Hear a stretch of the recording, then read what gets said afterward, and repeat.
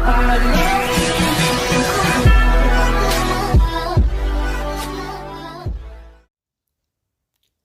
दोस्तों, आप सभी एक बार फिर से स्वागत है आपके अपने YouTube channel HSSC and banks पे। और दोस्तों आज हम बात करने वाले हैं सेंट्रल यूनिवर्सिटी ऑफ पंजाब में जो वैकेंसियाँ निकली हैं, नॉन टीचिंग वैकेंसियाँ, उनके बारे में। बिल्कुल दोस्तों, ये ऑनलाइन फॉर्म स्टार्ट हो चुके हैं और मैं आपको इसकी पूरी डिटेल बताऊँगा। कितनी वैकेंसियाँ हैं, किस किस वैकेंसी के लिए आप अप्लाई कर सकते हैं, कितनी फ़ीस रहेगी, ठीक है, और उनकी बिल्कुल सैलरी तक की डिटेल मैं आपको यहाँ पर बताने वाला हूँ, ठीक है, और कब तक इसको अप्लाई कर सकते हैं, वो सारी चीज़ें स्टेप बाय स्टेप।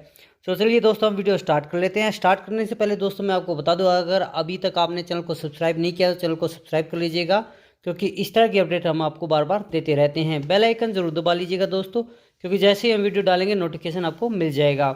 चलिए हम वीडियो पर आते हैं। सबसे पहले जो मेन वेबसाइट है आप ये देख सकते हो, www.cup central university of Punjab .edu education होता है, ये edu.in, ठीक है। तो ऑनलाइन साइट में मैं आपको डायरेक्ट आके बता रहा हूँ।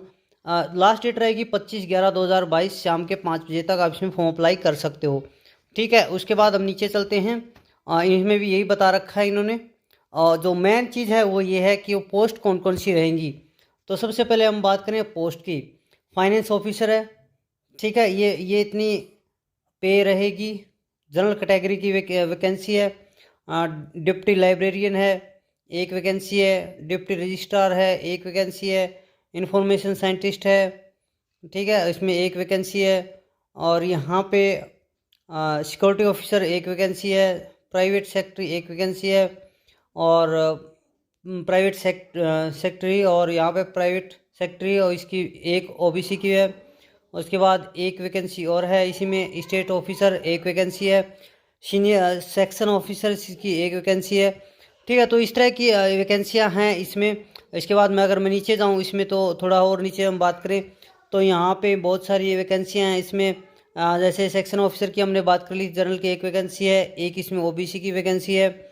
नर्सिंग ऑफिसर की बात करें यहाँ पे एक वैकेंसी है, और जनरल की। और पर्सनल असिस्टेंट की बात करें तो यहाँ पे 2 वैकेंसी जनरल की हैं, एक वैकेंसी ओबीसी की है। हिंदी ट्रांसलेटर की अगर मैं बात करूँ, एक जनरल की वैकेंसी है। फार्मासिस्ट एक जनरल की वैकेंसी, और स्टैटिकल असिस्टेंट एक जनरल की वैकेंसी है। LDC लोअर डिविजनल क्लर्क की यहाँ पे 5 वैकेंसियाँ जनरल की है, एक वैकेंसी ओबीसी की है।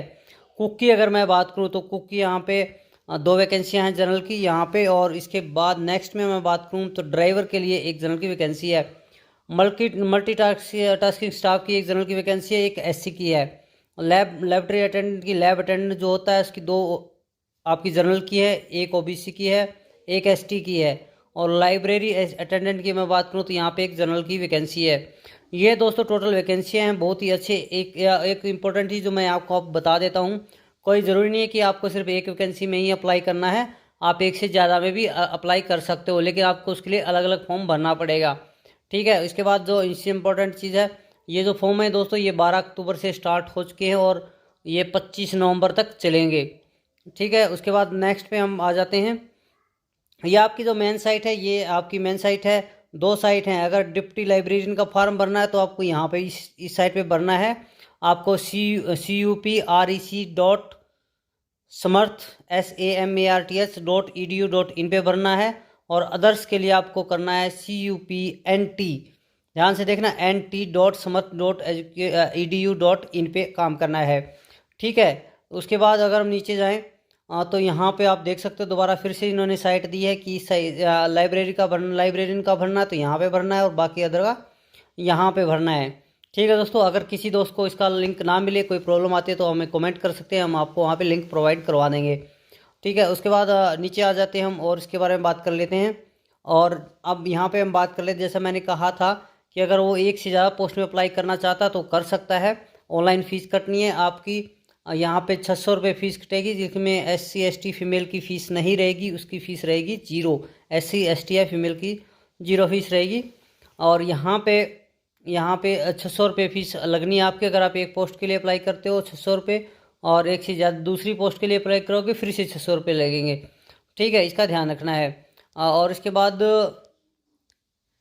जो अगर आपको कोई प्रॉब्लम आ रही है दोस्तों, तो यहाँ पे ये इनका एक सेंटर है, क्वेरी जनरल क्वेरी यहाँ पे आप कर सकते हैं, ठीक है। अगर आप जाने में वहाँ पे समर्थ हैं तो वहाँ पे जा सकते हैं। इसके अलावा हम एक एक पोस्ट की मैं यहाँ पे और डिटेल बता देता हूँ आपको।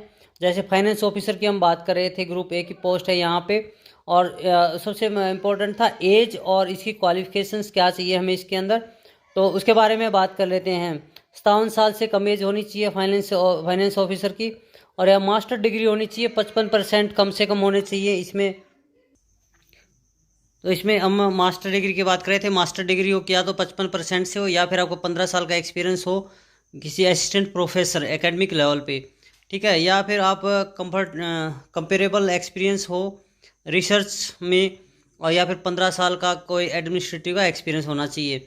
डिप्टी लाइब्रेरियन की मैं बात करूँ तो यहाँ पे एज 55 ईयर तक चलेगी, और इसमें मास्टर डिग्री ही चाहिए लाइब्रेरी साइंस के अंदर 55% यानी 55% में 8 साल का एक्सपीरियंस चाहिए आपको इसमें। और इसमें evidence of innovative library service का including integration of ICT in library में आपको ये भी चाहिए सर्टिफिकेट।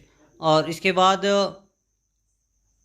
जो थर्ड की मैं बात करूं तो डिप्टी रजिस्ट्रार की मैं बात करूं तो इसमें 50 साल की एज चलेगी, और मास्टर डिग्री 55% से कम नहीं होनी चाहिए, एटलीस्ट 55% होने चाहिए, और 9 साल का एक्सपीरियंस इसके अंदर चाहिए आपको। और उसके बाद मैं बात करूँ इन्फॉर्मेशन साइंटिस्ट की मैं बात करूँ तो यहाँ पे 40 साल की एज चाहिए, एम टेक होना चाहिए, बी टेक होना चाहिए, या ये और में है, या मास्टर इन कंप्यूटर एप्लीकेशंस में MCA में फर्स्ट क्लास से पास होना चाहिए, ठीक है, या MSc कंप्यूटर साइंस से होनी चाहिए 3 साल के एक्सपीरियंस के साथ, ठीक है। और इसके बाद अगर मैं बात करूँ नीचे सिक्योरिटी ऑफिसर की मैं बात करूँ तो यहाँ पे 35 साल की एज, बैचलर डिग्री हो और 5 साल का एक्सपीरियंस हो, ठीक है, पैरामिलिट्री आर्मड फोर्स किसी में भी हो, और उसके पास होना चाहिए एक वैलिड ड्राइविंग लाइसेंस भी होना चाहिए।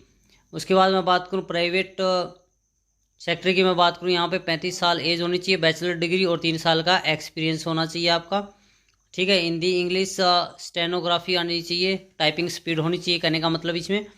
और इसके बाद स्टेट ऑफिसर की अगर मैं बात करूं तो इसमें बी टेक होना चाहिए, सिविल इंजीनियर हो या इसके इक्विवेलेंट, 55% मार्क होने चाहिए और 5 साल का एक्सपीरियंस होना चाहिए। उसके बाद अगर मैं बात करूं सेक्शन ऑफिसर की मैं बात करूं तो 35 साल की एज होनी चाहिए, बैचलर डिग्री हो या फिर उसके बैचलर डिग्री के साथ साथ 3 साल का एक्सपीरियंस होना चाहिए। नर्सिंग ऑफिसर की अगर हम बात करें तो 35 साल की एज से कम होना चाहिए, BSc नर्सिंग होनी चाहिए, रजिस्टर होना स्टेट काउंसिल के साथ, और 2 साल का एक्सपीरियंस होना चाहिए, ठीक है। और पर्सनल असिस्टेंट की अगर हम बात करें तो बैचलर डिग्री होनी चाहिए, और प्रोफेशन स्टेनोग्राफी में यानी कि टाइपिंग आनी चाहिए आपको 100 वर्ड पर मिनट, ठीक है। और इसके साथ साथ टाइपिंग की मैं बात करूँ स्टेनोग्राफी, और उसके अलावा टाइपिंग की बात करूँ हिंदी इंग्लिश में 35 और हिंदी में 30 वर्ड पर मिनट।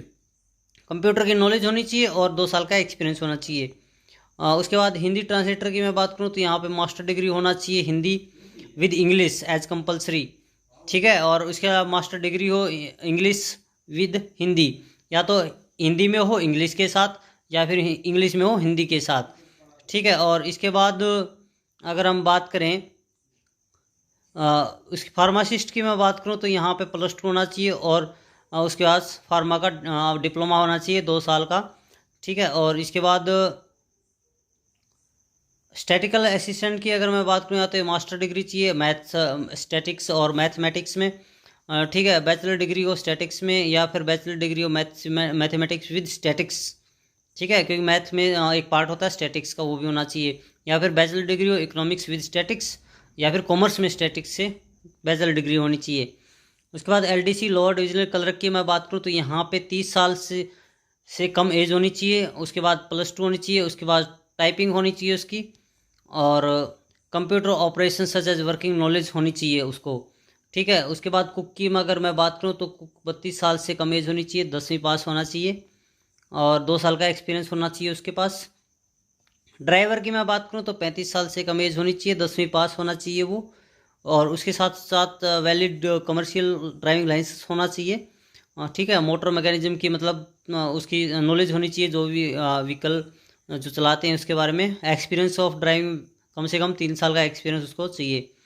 MTS की अगर मैं बात करूँ तो MTS 30 साल से कम होना चाहिए, 10वीं पास प्लस ITI, या सॉरी इसमें 10वीं पास होना चाहिए या फिर ITI पास होना चाहिए, ठीक है। और लैब अटेंडेंट की मैं बात करूँ, लैब अटेंडेंट में यहाँ पे +2 साइंस स्ट्रीम से होना चाहिए, ठीक है, या फिर 10वीं पास हो और उसके बाद 2 साल का लाइब्रेरी का इसके बाद एक्सपीरियंस होना चाहिए। लाइब्रेरी अटेंडेंट की अगर मैं बात करूँ तो लाइब्रेरी अटेंडेंट में 30 साल की एज होनी चाहिए, +2 और लाइब्रेरी का उसके बाद डिप्लोमा होना चाहिए और सर्टिफिकेट होना चाहिए और 1 साल का एक्सपीरियंस होना चाहिए और कंप्यूटर की बेसिक नॉलेज होनी चाहिए। ठीक है दोस्तों, ये पूरी डिटेल है। इसके अलावा अगर आपको कोई समझ ना आए तो आप हमें कमेंट कर सकते हैं, आपकी पूरी हेल्प की जाएगी। ठीक है दोस्तों, इसके साथ साथ आप हमें इंस्टाग्राम पे भी फॉलो कर सकते हैं। आपको ज़्यादा कुछ नहीं करना, लिखना है HSC एंड बैंक्स और वहाँ पे फॉलो कर लेना। वहाँ भी आपको जॉब डिटेल मिलती हैं और इसके अलावा आपको जीके, करंट अफेयर ये सब वहाँ पे मिलता रहता है। तो ठीक है दोस्तों, फिर मिलते हैं नए वीडियो के साथ। तब तक अगर आपको कोई प्रॉब्लम आती है तो मैं फिर बता रहा हूँ, कमेंट कर सकते हैं। कोई लिंक की प्रॉब्लम है, पेमेंट में दिक्कत है और फॉर्म में दिक्कत है, हमें कमेंट कर सकते हैं। फिर मिलते हैं दोस्तों नए वीडियो के साथ, तब तक के लिए धन्यवाद।